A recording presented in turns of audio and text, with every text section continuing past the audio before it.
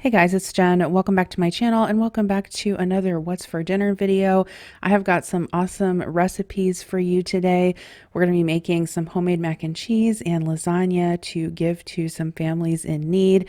I'm going to be sharing a recipe for pasta carbonara, chicken and dumplings, and some delicious Wagyu steak with baked potatoes. So let's get started.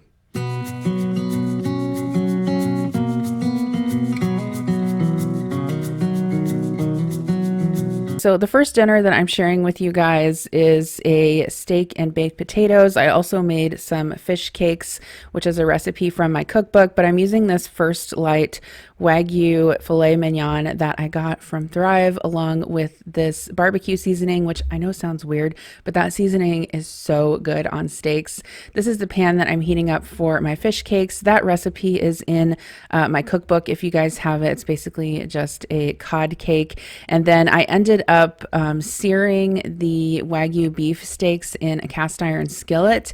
And I just did that for about probably 4 to 5 minutes on each side, and then set them in a warm oven to let them rest for 10 minutes, and they were cooked perfectly. I wish I would have gotten some shots of when I cut into the beef because it was so delicious. But on the side, I did steam some broccoli and make some baked potatoes. Here's a look at the fish cakes. We had baked potatoes with broccoli on the side, and I highly recommend this Wagyu beef. It is so delicious. It's literally the best steak that I've ever cooked at home. So if you're ordering from Thrive, definitely try this out. Highly recommend without reservations. Thank you so much to Thrive Market for sponsoring today's video. I love working with them and have been working with them for a while on my channel.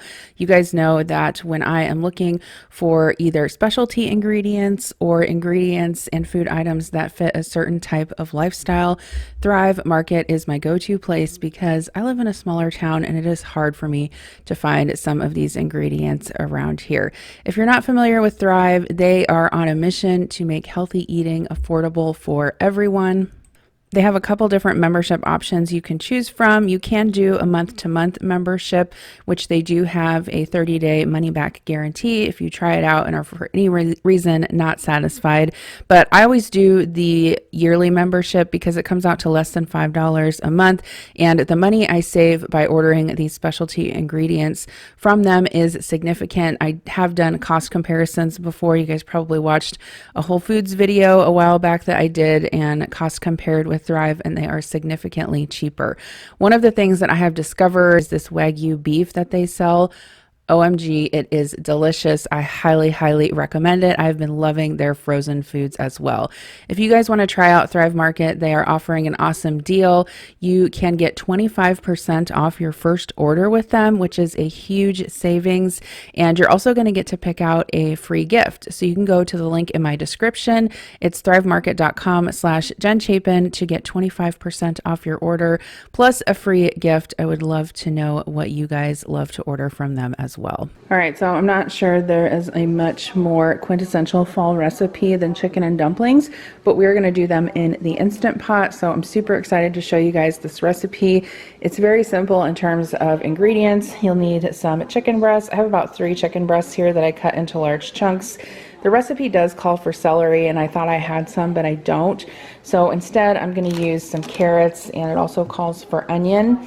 I also have some salt, some baking powder, and just some regular all-purpose flour for the dumplings, some milk for the dumplings, and then 6 cups of chicken broth. I'm going to use the Knorr chicken bouillon, which is really good.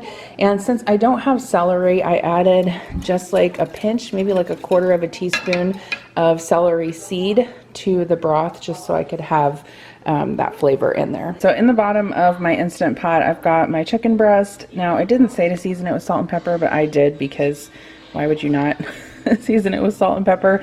And then I also put my onion and my carrot, and then I'm gonna pour the broth on top. And then it says to cook this on high pressure for 3 minutes. So where's your manual? All right, hopefully that's enough. So while the chicken's cooking, we're gonna make the dumplings. It has been a hot minute since I've made homemade dumplings. So I've got my flour in the bowl. I'm gonna add 1 tablespoon of baking powder, 1 1/4 teaspoon of salt. I'm using my Danish dough whisk. And then 2 cups of milk plus 2 tablespoons of milk. I'm almost out of milk. I'm just gonna mix this up. Now I'm gonna flour my counter here. I'm gonna take off my ring and my watch so I don't get it all dewy. I feel like this is maybe a little bit wet. I might have added a bit too much milk. Or it's just that it's very humid here today. It's been raining all day and we have the windows open, so that could be it too. Okay, so I'm just gonna turn this out onto my board here. Yeah, and I can tell this is very wet, so I'm gonna liberally flour it.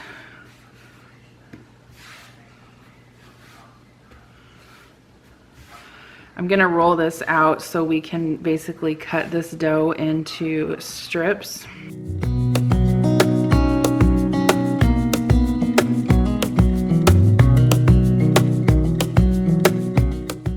Okay, this dough is super wet. I don't know if the proportions are off or what, but like this is not gonna roll out very easily unless I add more flour to it.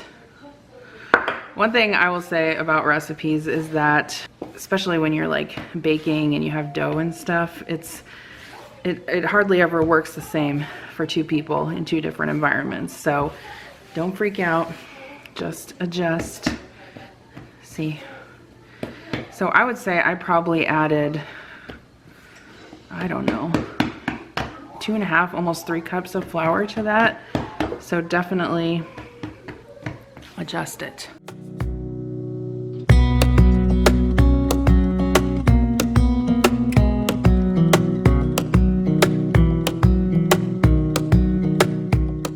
So it says to roll this about 1/4 inch thick.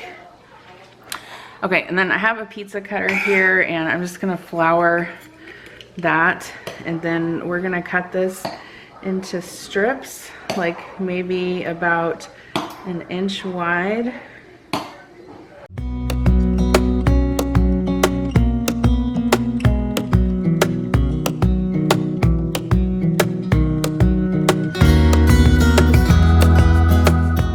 Now, just to make sure they're not gonna stick,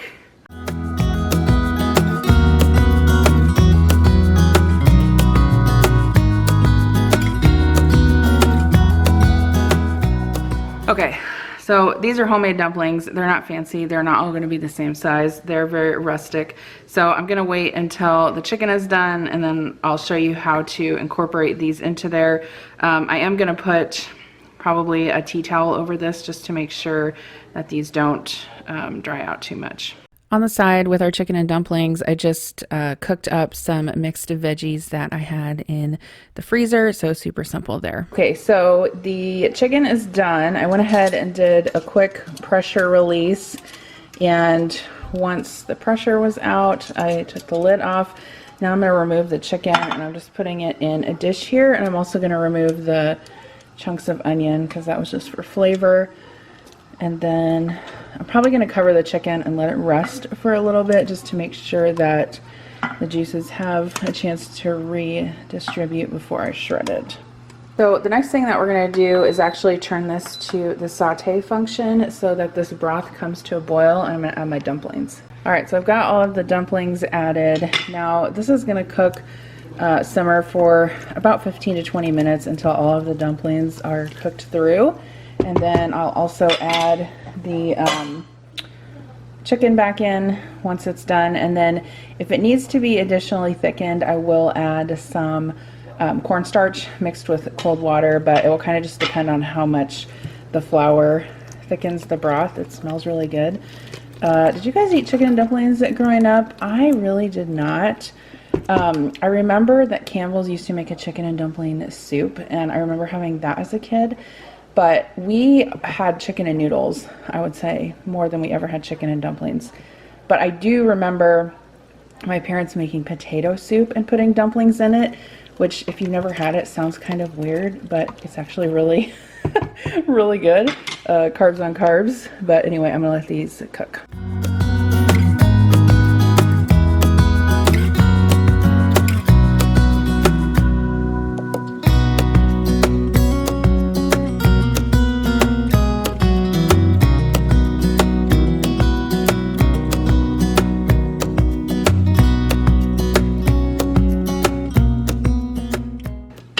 So I definitely did not need any cornstarch. This thickened up very, very well. I thought it would with all the flour in there, but I wasn't quite sure. So this is done. I'm just gonna go ahead and stir this up. I have it on keep warm, but I actually think I'm gonna turn it off just because I don't want it to start sticking to the bottom, and it's quite hot. So with this, I made some like mixed veggies. So I'm gonna plate this up. I'll give it a taste and I'll show you guys the finished product. All right, so here is our finished chicken and dumplings. This was super easy to make, although the dough was like a little bit hard to work with. I just added more flour and it was fine. I would highly recommend this. It came out really good. And like I said, super quick, super easy. Chicken and dumplings in the Instant Pot in, I would say, about 30 to 45 minutes. Perfect fall recipe. Let me know if you guys try this one. Okay, so on this particular night, I was making some lasagna and some baked macaroni and cheese for a couple families for lasagna love, so I thought I would share with you guys my process. I have 2 pounds of ground beef in my Dutch oven here, and I'm just browning that up with some salt and some Italian seasoning, and then I also added a little bit of minced onion. Typically when I make lasagna for Lasagna Love, when I'm volunteering for them, I don't put like chunks in, like chunks of veggies, just because I know everyone doesn't like that, and I'm trying to, you know, appeal to like the widest audience possible. And I did have a couple of requests for this week's lasagna. No egg, I think, was in one of them. I'll show you guys the labels I put in at the end, but I have some jarred marinara sauce that I'm going to put in there, 2 jars of that. I will link a lasagna recipe down below that's similar to the one I make. I would encourage you to try it if you never have before. Don't be intimidated by making lasagna. It does take a little bit of time, but once you do it a couple times, you will get very proficient. If I said I was putting 2 jars of marinara in, I lied. It was actually 4. I was actually making, I believe I made 3 lasagnas on this night. Plus I made a tray of lasagna roll-ups just for our family, but anytime I'm making it, I do try to make a little bit extra. That way I can have one for our family, or just stick one in the freezer and have that for a meal later as well. So I've got some boiling water here, and I do choose to boil my lasagna noodles when I'm using regular lasagna noodles, just because I find that if I put them in dry, it does soak up quite a bit of the sauce. I only really boil them for about 5 minutes just to get them softened. Alternatively, you can just soak them in boiling water. I've done that before. And then what I do is remove them to a sheet tray that I've lined with foil. I spray that with a nonstick cooking spray, and then I just lay the noodles out flat so that they don't stick together, and then they will cool so I can make my lasagna. So here is my meat sauce. I had a ton of this. You can also freeze this if you have extra. You can make spaghetti with it. You can make baked pasta. It's a great thing to have either in the fridge or freezer to make quick weeknight meals. And obviously you guys have heard me talk about Lasagna Love before on my channel, but they are an organization that matches lasagna chefs with families in need who need a hot meal. So I would encourage you to sign up on their site if you are willing to cook food for a family in need, especially if you are in an urban area. That is where we need the most lasagna chefs. That is where there is the most demand. So I will put a link down below to sign up for that if you are interested. Thank you to all of you who have volunteered for their organization and tagged me on Instagram. I love seeing your posts, and it makes me happy that you are doing something that makes you happy too. So right now I'm just mixing together my ricotta mixture. I use a combination of cottage cheese and ricotta cheese. You can use just ricotta, or some people use a bechamel. I don't know if I've ever made a lasagna like that before, but I think I'm going to try one in the future. So For this particular lasagna, I believe this was the egg-free one. I just put some marinara sauce in the bottom of the pan, layer on some lasagna noodles, then I put a layer of my ricotta cottage cheese mixture, then I layer that again with the meat sauce, put a little bit of mozzarella cheese on top, and then more noodles on top of that. I also wanted to mention that if you're doing low carb or gluten-free or paleo, Thrive Market does have a brand of lasagna noodles that are frozen. They're called Capellos and they are delicious. I have made a couple paleo lasagnas using non-dairy cheese and those noodles, and they are really, really good. I highly recommend them if you happen to be ordering from Thrive. One thing I do when I make the lasagnas also is I will always ask the recipient whether they prefer to have it delivered hot or whether they prefer to have it delivered assembled and ready to bake. I have delivered a few times to people who do not have ovens or working ovens, and so I always just want to make sure that I am giving people what they need. And yes, I am a chubby girl and I'm wearing a crop top in this video, so I'm sorry if that offends you, but honestly that is okay and I might not care. Wear what you want, right? Okay, so here is my assembled lasagna. This is, I believe, the egg-free one, and then I did make some lasagna roll-ups for our family to have the following day for dinner. Basically, I just take the lasagna noodles, spread them with the ricotta mixture, roll them up, stick them in a pan, top them with marinara sauce and cheese, and those are really good too. So when I deliver to a family that has a lot of children, I always also offer them a pan of macaroni and cheese because I know that sometimes kids like that better. So I'm going to share with you guys the recipe that I use for mac and cheese. I will also have it linked in the description box below. It is a taste of home recipe, but basically you melt some butter, mix together some flour, sugar, salt, pepper, and mustard powder, and then whisk that together just until everything is combined. And you want to cook the flour just for a few minutes. Make sure that you don't burn it, but that does help take the raw taste out of the flour. And this is going to be the base for your white sauce, and that is what's going to make the cheese sauce for your mac and cheese. So once that is cooked, I'm going to add my milk. Typically I use 2% milk, but you can use whatever milk that you have on hand. Just slowly pour that in, and then you just cook this over medium heat. Don't cook it on too high of a heat or it will burn on the bottom of the pan. Ask me how I know. Just whisking it every couple of minutes until it thickens, and once it's thickened, then at that point we're going to add some other ingredients. So some people think this recipe is kind of odd because it does include both cottage cheese and sour cream in the cheese sauce mixture, which sounds weird, but you cannot even taste it in the final dish. It makes it really rich and delicious. So while the cheese sauce is coming together, or the bechamel rather, I am going to boil my lasagna noodles, and I did go ahead and grate my own cheese for this particular recipe. So here's the point where I'm adding my sour cream to the bechamel mixture, and I'll whisk that in, and then I added some cottage cheese as well. And like I said, don't worry if you don't like cottage cheese, it all melts together and you can't even taste it in the final dish. Okay, so I'm going to go ahead and pour my sauce into my big stock pot there so I have room to mix everything together. I added my grated cheese in there. I'm going to stir that in, and then I'm going to add my macaroni noodles back in as well. I would recommend cooking the macaroni a little bit under al dente, just to make sure that it's not mushy and overcooked in the final dish. But if you've never tried this macaroni and cheese recipe, I would highly recommend it. I've probably been making this particular recipe for at least 15 years now, and it's really great. You can make it ahead of time and just bake it when you're ready for it. I did not include a breadcrumb topping on top of this particular batch of macaroni and cheese, but you can do that.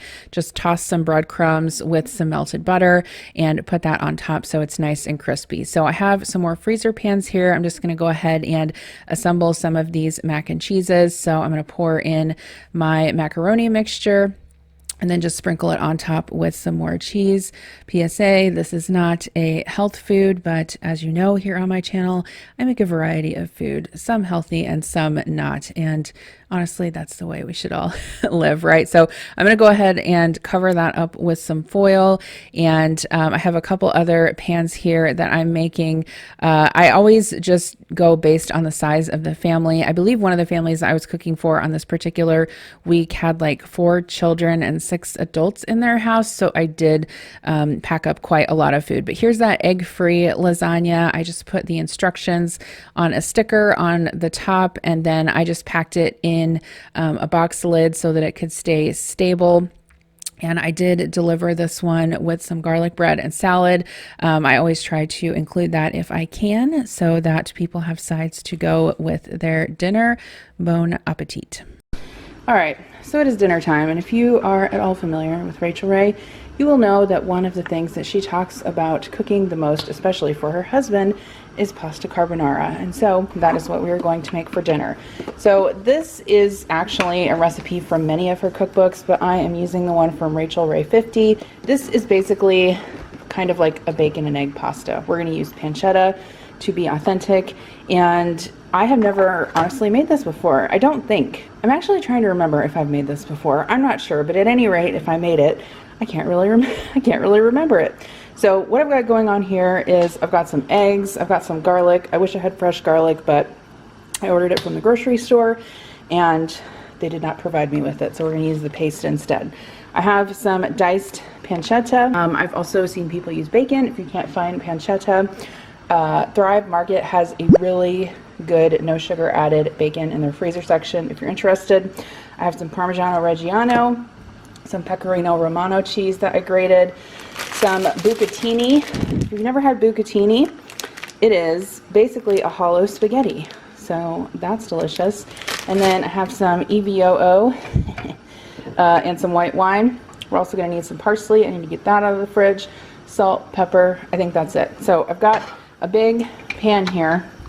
We're going to end up tossing this all in a big skillet, so I wanted to make sure that I had plenty of room. So I'm going to go ahead and put my olive oil in there. You know what she says, 4 turns of the pan. And then in this pot right here, I've got my big pasta pot here, and that's going to be my boiling salted water for my bucatini. Okay, so I'm going to add my bucatini to here. If you don't have that, please feel free to use regular thick spaghetti. Thrive sells a really delicious brand of pasta that's like gourmet pasta from Italy, and it is delightful. I would highly recommend it. So I'm going to get that down into the water. This will cook for about 11 minutes. All right, we're going to put our pancetta in.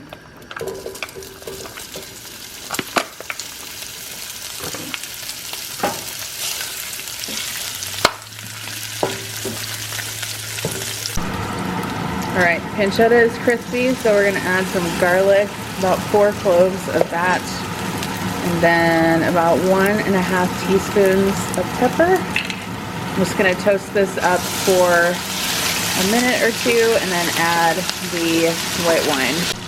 All right, 1 cup of dry rice. 1 cup of dry white wine. I'm going to cook this for about 8 minutes or until it reduces by half. In my bowl here, I have 6 egg yolks. Apparently I cannot separate eggs without breaking the yolks, so here we are.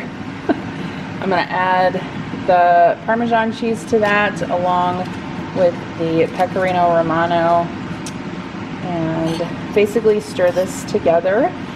Before we add it to the sauce, we're going to temper it with a little bit of the pasta water so that the eggs don't scramble.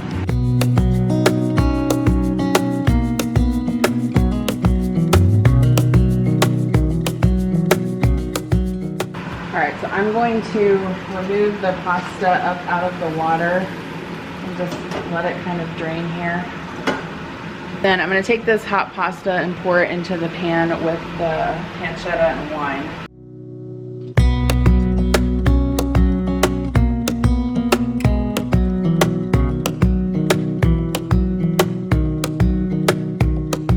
Okay, so the last step is to add the egg yolk mixture, and you're supposed to make sure you turn the heat down on this step.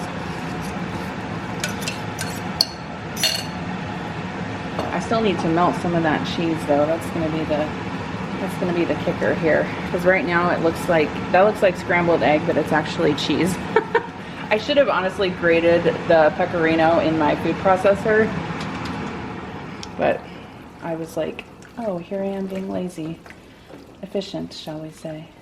All right, so my camera card got full and cut off on me, but what I meant to say to you is that I was gonna cook and stir this over low heat until everything got incorporated, and then add some chopped parsley, which I did. So here's my plate. This is pretty delicious, I will say. For some reason I had in my head that it was gonna taste like Alfredo. Obviously it's not Alfredo. It doesn't taste like Alfredo. It's more like tangy, and then obviously you have the pancetta. So it's really good. And honestly, this was super simple to make and only took me like maybe 20 minutes. I would say if you're gonna make it, go ahead and make sure that you have all of your like ingredients out and ready to go, because once you start cooking, it does go fast. Thank you guys so much for watching today's video. As always, I appreciate your support. Don't forget to check out Thrive Market and get that awesome deal down below. The link will be in the description box for 25% off plus a free gift. I will see you in my next video. Bye.